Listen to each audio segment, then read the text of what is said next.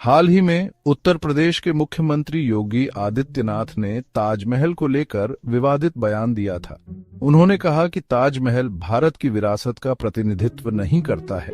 उनके अनुसार मुगल शासन से पहले के कई स्थापत्य उदाहरण भारत की वास्तविक विरासत को दर्शाते हैं। आदित्यनाथ के इस बयान की आलोचना करते हुए कई लोगों ने ताजमहल को भारत की गौरवशाली विरासत का अंग बताया है। ये वाद विवाद भारत की सांस्कृतिक पहचान और विरासत को लेकर चल रहे एक बड़े विमर्श का हिस्सा है। एक धड़ा मानता है कि भारत की पहचान उसकी प्राचीन हिंदू संस्कृति से है, जबकि दूसरा धड़ा भारत को एक बहुसांस्कृतिक राष्ट्र के रूप में देखता है, जहां विभिन्न संस्कृतियों का मेल है। ये सच है कि मुगल शासन से पहले भी भारत में वास्तुकला का विकास हुआ था और कई भव्य मंदिर, स्तूप और अन्य स्मारक निर्मित हुए थे। हमें यह समझना होगा कि भारत का इतिहास सिर्फ एक धर्म या संस्कृति का इतिहास नहीं है। ये विभिन्न संस्कृतियों और धर्मों के सह अस्तित्व और संघर्ष का इतिहास है।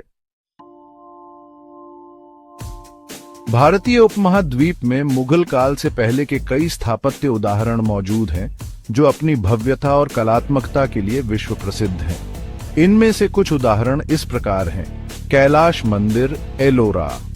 ये मंदिर 8वीं शताब्दी में राष्ट्रकूट वंश के शासक कृष्ण प्रथम द्वारा निर्मित करवाया गया था। यह मंदिर एक ही पहाड़ी को काटकर बनाया गया है और अपनी विशालता और कलात्मक नक्काशी के लिए प्रसिद्ध है।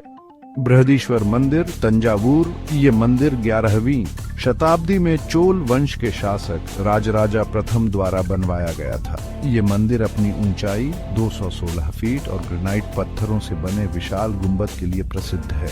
हम्पी के मंदिर। हम्पी विजयनगर साम्राज्य की राजधानी थी और यहाँ स्थित मंदिर अपनी कलात्मकता और भव्यता के लिए प्रसिद्ध हैं। ये उदाहरण दर्शाते हैं कि मुगल काल से पहले भी भारत में वास्तुकला का विकास हुआ था और यहाँ के शिल्पकारों ने अपनी कला और कौशल का लोहा पूरी दुनिया में मनवाया था। भारतीय वास्तुकला अपनी विविधता, कलात्मकता और तकनीकी कौशल के लिए जानी जाती है। यहाँ के मंदिर, मस्जिद, महल, किले, स्तूप, मकबरे और अन्य स्मारक भारत की समृद्ध सांस्कृतिक विरासत के प्रतीक हैं। भारतीय वास्तुकला ने सदैव विभिन्न संस्कृतियों और धर्मों से प्रेरणा ग्रहण की है और एक अनूठी शैली का विकास किया है। ये शैली अपनी कलात्मकता, भव्यता और आध्यात्मिकता का अद्भुत मिश्रण प्रस्तुत करती है।